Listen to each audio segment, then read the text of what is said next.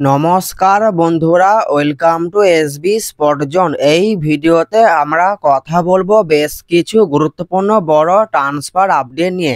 বেশ কিছু গুরুত্বপূর্ণ বড় ট্রান্সফার আপডেট জানতে পাওয়া যাচ্ছে। এই আপডেটগুলোই আজকের এই ভিডিওতে তোমাদেরকে জানাবো। প্রত্যেকটা আপডেটই খুবই গুরুত্বপূর্ণ আপডেট। ভিডিওটা সবাই প্রথম থেকে শেষ পর্যন্ত দেখবে।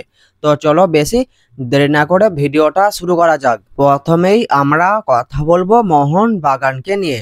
মোহনবাগানে খেলা গোলকিপার ধীরাজ সিং। তো ধীরাজ সিং এর সঙ্গে মোহনবাগানের কন্ট্রাক্ট শেষ হয়ে গেছে। ধীরাজ সিং হচ্ছে এখন ফ্রি প্লেয়ার। তো ধীরাজ সিংকে নিয়ে এখন যে আপডেটটা বেরিয়ে আসছে সেটা হলো যে ধীরাজ সিং এর সঙ্গে কথাবার্তা চালাচ্ছে পাঞ্জাব এফসি এবং কথাবার্তা বেশ অনেকটাই এগিয়েছে। ধীরাজ সিংকে নিয়ে এইরকমই আপডেট জানতে পাওয়া যাচ্ছে। পাঞ্জাব এফসি ছাড়াও ধীরাজ সিংকে আইএসএলের আরও দু একটি ক্লাব তাকে নেবার জন্য তাকে টার্গেট করেছে, এইরকমই আপডেট জানতে পাওয়া যাচ্ছে। কিন্তু ক্লাবগুলির নাম এখনো জানতে পাওয়া যায়নি। তো পাঞ্জাব এফসির নামটা জানতে পাওয়া গিয়েছে। এই আপডেটটা তোমাদেরকে জানিয়ে দিলাম।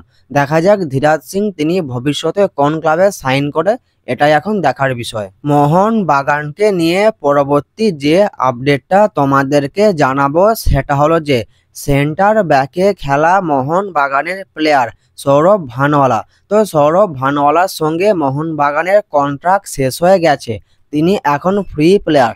তো যেটা জানতে পাওয়া যাচ্ছে যে সৌরভ ভানওয়ালাকে নেবার জন্য আইএসএলের কয়েকটি ক্লাব তার সঙ্গে অলরেডি কথাবার্তা শুরু করে দিয়েছে। সম্ভবত সৌরভ ভানওয়ালা তিনি আর মোহনবাগানের সঙ্গে কন্টিনিউ করবেন না, তিনি মোহনবাগান ছাড়তে চলেছেন। এরপর আমরা কথা বলবো কেরালা ব্লাস্টার এফসিকে নিয়ে। কেরালা ব্লাস্টার এফসির বিদেশি প্লেয়ার নওয়াজ সাদেউ। তো নওয়াজ সাদেউকে নিয়ে মার্কাস মার্গুলা তিনি একটা বড় আপডেট শেয়ার করেছেন। তিনি জানিয়েছেন যে নওয়াজ সাদেউ তিনি সম্ভবত কেরালা ব্লাস্টার এফসির সঙ্গে কন্টিনিউ করতে চলেছেন, কারণ কেরালা ব্লাস্টার এফসির কোচ ডেভিড কাটিলার প্ল্যানে রয়েছে নওয়াজ সাদেউ। সেই জন্য নওয়াজ সাদেউ তিনি আবারও কেবিএফসি জার্সি পরে খেলতে চলেছেন। তো নওয়াজ সাদেউকে নিয়ে এই আপডেটটা ছিল, এই আপডেটটা তোমাদেরকে জানিয়ে দিলাম। এরপর আমরা কথা বলবো রয় কৃষ্ণাকে নিয়ে। তো রয় কৃষ্ণাকে বিদায় জানালো ওড়িশা এফসি। গত ডিসেম্বরে চোটের জন্য বাকি মরশুমের জন্য ছিটকে গিয়েছিলেন 37 বছর বয়সী এই ফুটবলার। তারপর ওড়িশা এফসির আয়োজিত কোচিংয়ের ডি লাইসেন্স কোর্সে তাকে অংশ নিতে দেখা গিয়েছিল। তবে তার বয়স ও চোটের কথা বিবেচনা করে এই 31শে মে তার সঙ্গে 2 মরশুমের চুক্তি শেষের পর আর নতুন চুক্তিতে গেল না ওড়িশা এফসি। এই 2 মরশুমে ওড়িশা এফসির হয়ে সব মিলিয়ে মোট 47টা ম্যাচে 18টা গোলের পাশাপাশি 6টি গোলের সহায়তা করেছেন রয় কৃষ্ণা।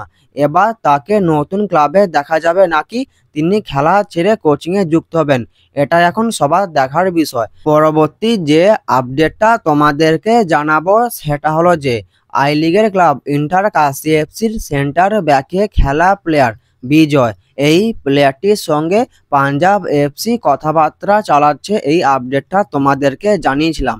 এখন যে আপডেটটা জানতে পাওয়া যাচ্ছে যে বিজয় তিনি পাঞ্জাব এফসিতে সাইন করে দিয়েছেন এবং ডিল ডান হয়ে গেছে, এরকমই আপডেট বিজয়কে নিয়ে এবং পাঞ্জাব এফসিকে নিয়ে জানতে পাওয়া যাচ্ছে।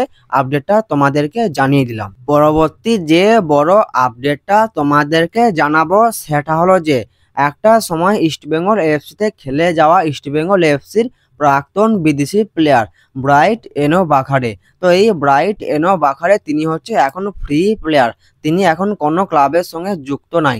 তো ব্রাইট এনো বাখারেকে নিয়ে যে আপডেটটা জানতে পাওয়া যাচ্ছে যে আই লিগের club diamond Harbour FC bright এনো বাখারাকে তাদের দলে নিয়ে আসার জন্য তার সঙ্গে অলরেডি কথাবার্তা শুরু করে দিয়েছে, এই রকমের আপডেট জানতে পাওয়া যাচ্ছে। তো তোমাদের কি মনে হচ্ছে ব্রাইট এনো বাখারে তিনি কি আবারও কলকাতায় ফিরতে পারেন? তোমাদের কি মনে হচ্ছে তোমরা অবশ্যই কমেন্ট করে জানাতে পারো। এরপর আমরা কথা বলবো ওড়িশা এফসির সেন্ট্রাল মিডফিল্ড পজিশনে খেলা প্লেয়ার পুইতিয়াকে নিয়ে। তো পুইতিয়ার সঙ্গে ওড়িশা এফসির এখনো 1 বছরের কন্ট্রাক্ট আছে, কিন্তু যে আপডেটটা জানতে পাওয়া যাচ্ছে যে ওড়িশা এফসি পুইতিয়াকে আর তাদের দলে রাখতে চাইছে না, তাকে ট্রান্সফার মার্কেটে সেল করতে চাইছে এবং কোনো ক্লাব ট্রান্সফার ফি ভালো দিলে সেই ক্লাবে তাকে ট্রান্সফার করে দেবে।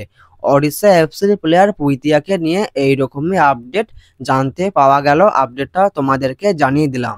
আজকের এই ভিডিওতে তোমাদেরকে এই আপডেটগুলোই জানানো ছিল, এই আপডেটগুলো তোমাদেরকে জানিয়ে দিলাম। ভিডিওটা যদি ভালো লাগে ভিডিওটা অবশ্যই একটা লাইক করে দিও। যারা আমাদের চ্যানেলে প্রথমবার আসবে চ্যানেলটা অবশ্যই সাবস্ক্রাইব করে দিও। তো দেখা হচ্ছে নতুন কোনো একটা ভিডিওতে।